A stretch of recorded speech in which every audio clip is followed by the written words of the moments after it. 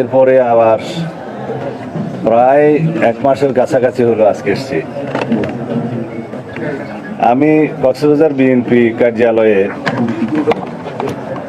গতবারই visit করার কথা, পারিনি। আজকে প্রথম কর্মসূচি হিসেবে এয়ারপোর্ট থেকে আসার সময় কক্সবাজার জেলা বিএনপির কার্যালয়ে দেখলাম একটা ধ্বংসস্তূপ। বিগত 4 আগস্ট 5ই আগস্টের গণবিপ্লবের আগের দিন সারা বাংলাদেশের অন্যান্য জায়গার মতোই আওয়ামী তাণ্ডবের শিকার হয় আমাদের দলীয় কার্যালয়।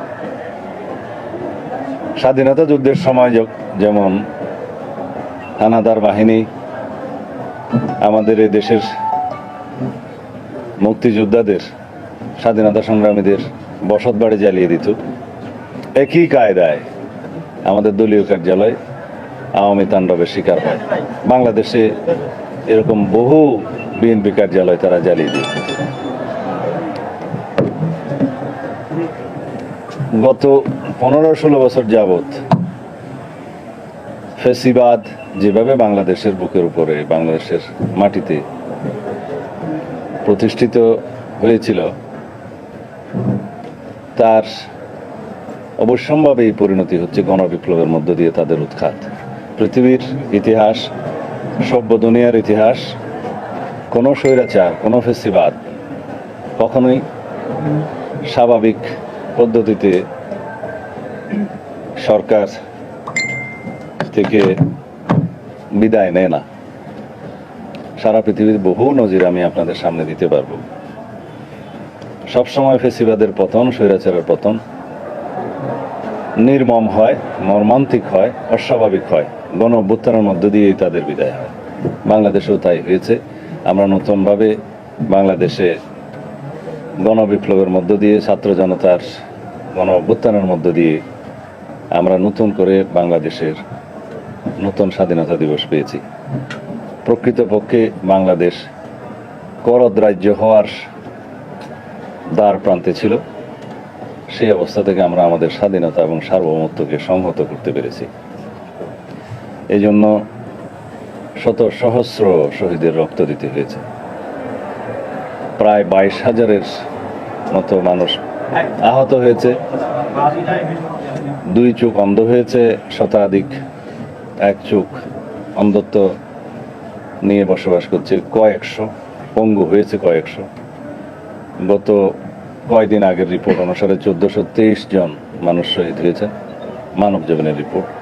তার আগ পর্যন্ত পরিচালিত জরিপ অনুসারে 875 জন মানুষ শহীদ হয়েছেন, ছাত্র জনতা। সারা বাংলাদেশে বিগত 15 বছরে প্রায় 700 মানুষ গুমের শিকার হয়েছে। আমি নিজেও গুমের শিকার হয়ে নির্বাসিত জীবনযাপন করতে বাধ্য হয়েছি। 2700-র মতো মানুষ ক্রস ফায়ার সহ বিচার বহির্ভূত হত্যাকাণ্ডের শিকার হয়েছে এবং প্রায় 2600 কতজন আমার ঠিক মনে নাই, মোর দেন 2600 রাজনৈতিক নির্যাতনের শিকার হয়ে আওয়ামী সন্ত্রাসীদের হাতে এবং সরকারি বাহিনীর হাতে নিহত হয়েছে। এগুলো সংক্ষিপ্ত বিবরণ বাংলাদেশের বিগত ফ্যাসিবাদের সময়ে বাংলাদেশের অবস্থা কি ছিল তা বোঝার জন্য এটা সংক্ষিপ্ত বিবরণ। সারা বাংলাদেশের মতো কক্সবাজারেও বৈষম্য বিরোধী ছাত্র আন্দোলন সংগ্রাম আমরা দেখেছি এবং খুবই গুরুত্বপূর্ণ ভূমিকা পালন করেছে। জেলা পর্যায়ের বিভিন্ন জেলায় যেভাবে আন্দোলন সংগঠিত হয়েছে তার মধ্যে কক্সবাজার অন্যতম। যারা শহীদ হয়েছে তার মধ্যে আমার গ্রামের, আমার সন্তানের মতোই একজন আছে, ওয়াসিম আকরাম। সে আমাকে তার 2-3 সপ্তাহ আগে দেখতে গিয়েছিল শিলংয়ে। ভাবতেও পারেনি, মাত্র 20-21 বছর বয়স হবে তার, সে আন্দোলনে শহীদ হয়েছে। বাংলাদেশে ছাত্র আন্দোলনে সে দ্বিতীয় শহীদ, সম্ভবত 16ই আগস্ট নয়, 16ই আগস্টের প্রথম শহীদ 16ই জুলাই, দুঃখিত আমি, 16ই জুলাইয়ের ছাত্র আন্দোলনের, বৈষম্য বিরোধী ছাত্র আন্দোলনের প্রথম শহীদ রংপুরের সাইদ, দ্বিতীয় শহীদ ওয়াসিম আকরাম চট্টগ্রামে শহীদ হন। কক্সবাজার আরও 2 সন্তান এই জুলাই আগস্ট বিপ্লবে শহীদ হয়েছে। আমরা শহীদের রক্তের উপর দাঁড়িয়ে নতুন বাংলাদেশ, বৈষম্যহীন, সাম্যভিত্তিক, মানবিক মর্যাদা ভিত্তিক প্রকৃত গণতান্ত্রিক রাষ্ট্র বিনির্মাণের জন্য আমরা অঙ্গীকারাবদ্ধ। এবং সারা জাতির বিপ্লবোত্তর যে আকাঙ্ক্ষা, যে আশা, যে অভিপ্রায় সৃষ্টি হয়েছে, সেটা পরিপূরণের দায়িত্ব বাংলাদেশের সকল গণতন্ত্রকামী মানুষের। আমরা আহ্বান জানাই, আমরা যেন পরস্পরের অধিকারের প্রতি স্বীকৃতি দেই। একটি প্রকৃত গণতান্ত্রিক, বৈষম্যহীন, অসাম্প্রদায়িক, সাম্যভিত্তিক, মানবিক মর্যাদা ভিত্তিক আইনের শাসনের বাংলাদেশ প্রতিষ্ঠার জন্য যেন আমরা সবাই আমাদের কণ্ঠ সবসময় উচ্চে রাখি, আন্দোলন অব্যাহত রাখি, যতদিন পর্যন্ত একটি গণতান্ত্রিক নির্বাচনের মধ্য দিয়ে একটি রাজনৈতিক সরকার প্রতিষ্ঠিত না হবে, একটি নির্বাচিত সংসদ প্রতিষ্ঠিত না হবে, ততদিন পর্যন্ত আমরা গণতন্ত্রের জন্য এই সংগ্রাম চালু রাখতে হবে। আমরা অবশ্যই বর্তমান অন্তর্বর্তীকালীন সরকারের সকল উদ্যোগকে স্বাগত জানাবো এবং সহযোগিতা করব। এবং এই অন্তর্বর্তীকালীন সরকার ব্যর্থ হওয়া মানে জাতি ব্যর্থ হওয়া। সুতরাং এই সরকারকে ব্যর্থ হতে দিতে পারি না আমরা। জাতীয় এবং আন্তর্জাতিক ষড়যন্ত্র বাংলাদেশের বিরুদ্ধে এখনো অব্যাহত আছে। বাংলাদেশের অভ্যন্তরে অস্থিরতা সৃষ্টির জন্য ষড়যন্ত্রকারীরা এখনো প্রচেষ্টা চালাচ্ছে, সেটা আপনারা দেখতে পাচ্ছেন বিভিন্ন জায়গায়। সুতরাং এই সমস্ত অস্থিরতা যাতে বাংলাদেশের গণতান্ত্রিক অভিযাত্রাকে বাধাগ্রস্ত না করতে পারে, সেই জন্য আপনারা সবাই সজাগ থাকবেন এবং সবাই ভূমিকা রাখবেন। এখানে গণমাধ্যমের ভূমিকা সর্বোচ্চ। আপনারা সর্বরকম সহযোগিতা দিয়ে বাংলাদেশের সামনের দিনের গণতান্ত্রিক অভিযাত্রাকে সফল করবেন। আজকে এর বেশি কিছু বলতে চাই না। ধন্যবাদ, আপনাদের সাথে দেখা হবে আবার। গতকালকে আন্তর্জাতিক অপরাধ ট্রাইব্যুনাল একটা গুমের অভিযোগ পেয়েছে। আপনিও তো গুমের শিকার একজন বাংলাদেশে, আপনি কোনো অভিযোগ করবেন কিনা আন্তর্জাতিক অপরাধ ট্রাইব্যুনালে? সেটা আমি আরো পরে চিন্তা করে দেখব। আরেকটি প্রশ্ন ছিল, এই যে বললেন রাজনৈতিক সরকার প্রতিষ্ঠা না হওয়া পর্যন্ত এই গণতান্ত্রিক আন্দোলন অব্যাহত রাখতে হবে। এখন মাঠে সক্রিয় দল হিসাবে বিএনপি এবং জামাতের প্রচারণা আমরা দেখছি, কিন্তু জামাত বলেছে যতদিন সংস্কারের দরকার পড়ে ততদিন পর্যন্ত এই সরকারকে সময় দিবে। এর মধ্য দিয়ে কোনো ষড়যন্ত্র দেখছেন কিনা? আপনার প্রশ্নে যা আপনি বলেছেন আমি সেরকম জানি না, কিন্তু বরং যে দলের কথা আপনি বললেন তারা বলছে যে নির্বাচন বিলম্বিত হলে বাংলাদেশের গণতান্ত্রিক অভিযাত্রা ক্ষতিগ্রস্ত হবে। আমি সেরকম শুনেছি। সবাই চায়, সকল রাজনৈতিক দল যারা গণতন্ত্রে বিশ্বাস করে এবং গণতান্ত্রিক প্রক্রিয়া চালু রাখতে চায়, তাদের আকাঙ্ক্ষা হচ্ছে যৌক্তিক সময়ের মধ্যে সংস্কার কার্যক্রম শেষ হবে। সেই সংস্কার অবশ্যই নির্বাচনমুখী সংস্কারগুলো অগ্রাধিকার পাবে। কিছু সংস্কার আছে বর্তমান অন্তর্বর্তীকালীন সরকার শুরু করতে পারবে, হয়তো শেষ করতে পারবে না।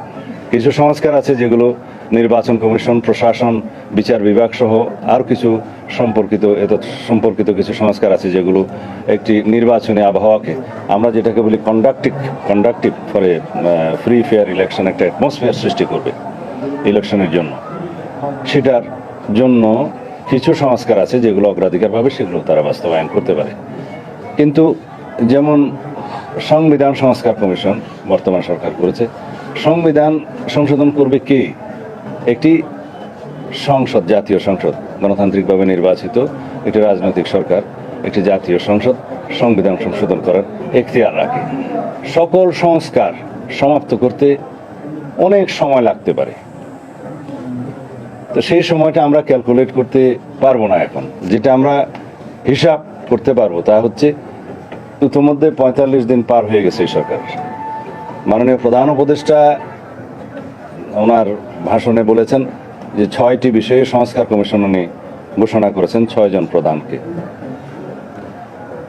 তিনি বলেছেন এই মাসের মধ্যে পূর্ণাঙ্গ কমিটি হবে সেই সংস্কার কমিশনের, এবং উনি আশাবাদ ব্যক্ত করেছেন অক্টোবরের 1 তারিখ থেকে এই কমিশন কাজ শুরু করতে পারবে এবং 3 মাসের মধ্যে তারা পূর্ণাঙ্গ রিপোর্ট জমা দিতে পারবেন বলে আশা করেছেন। তারা মিটিং করেছেন অলরেডি, আমরা দেখেছি। 31 ডিসেম্বরের ভিতরে সকল সংস্কার কমিশন রিপোর্ট দিতে পারবেন বলে আশা প্রকাশ করেছেন। এই সময়টা হিসাব করলে দেখা যায় 5 মাস।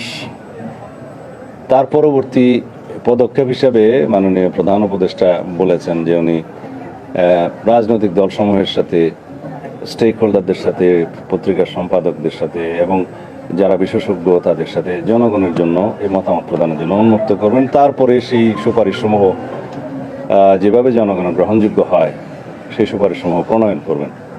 তাহলে দেখা যায় আরও 1 মাস। কিন্তু নির্বাচনমুখী সংস্কার কার্যক্রম চালু থাকার সাথে সাথে সিমালটেনিয়াসলি একটি নির্বাচনের রোড ম্যাপ ঘোষণা করতে কোনো অসুবিধা নাই, যাতে দেশ, জাতি, জনগণ বুঝতে পারে যে আমরা একটা গণতান্ত্রিক প্রক্রিয়ার দিকে যাত্রা শুরু করছি এবং কবে সেটা হবে। এবং এটা এই জন্যই জরুরি যে গণতান্ত্রিক প্রক্রিয়া যাতে ব্যাহত করার জন্য মাঝখানে কোনো ষড়যন্ত্রের কোনো জায়গা না থাকে। কারণ একমাত্র গণতান্ত্রিক প্রক্রিয়ার ফিরে যাওয়ার আশা নিয়েই 70-এর নির্বাচন পরবর্তীতে স্বাধীনতা যুদ্ধ সংগঠিত হয়েছিল। এখনো জনগণ তাদের গণতান্ত্রিক অধিকার ফিরে পাওয়ার জন্য এই গণবিপ্লব সংগঠিত করেছে। সুতরাং গণতান্ত্রিক প্রক্রিয়ায় ফিরে যাওয়াটার বিষয়টি অগ্রাধিকার। তো সেই হিসাবে আমরা কোনো নির্ধারিত সময়সীমা রেখা আমরা বলতে চাই না, বাট এটা বোঝার বিষয় যে কতদিন সংস্কারের জন্য